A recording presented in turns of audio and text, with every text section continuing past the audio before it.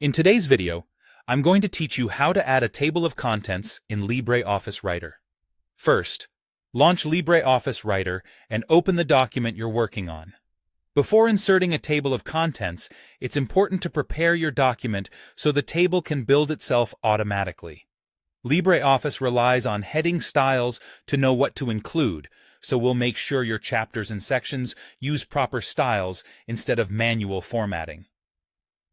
Select the text that represents a main chapter or top-level section. With that text highlighted, go to the Styles menu, or use the Styles drop-down on the toolbar and choose Heading 1. This tells Writer that this line is a major heading and should appear at the highest level of your table of contents. Repeat this for each main chapter throughout your document so they are all consistently marked as Heading 1.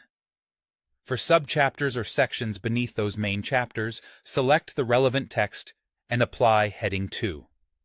If you have a deeper level, like subsections under those, use Heading 3. Keeping this structure consistent helps the table of contents reflect the hierarchy clearly. Remember, bold or larger fonts alone won't work. The key is using the actual heading styles. Once your headings are in place, click in your document exactly where you want the table of contents to appear. Most people place it near the beginning, on its own page, but choose the location that fits your document. Now, go to the Insert menu, then choose Table of Contents and Index, and select Table of Contents, Index, or Bibliography. This opens the dialog box where you set up the table. In the dialog, look for the Type tab, and make sure the type is set to Table of Contents. This confirms you're building the correct kind of index. You'll also see a field for title.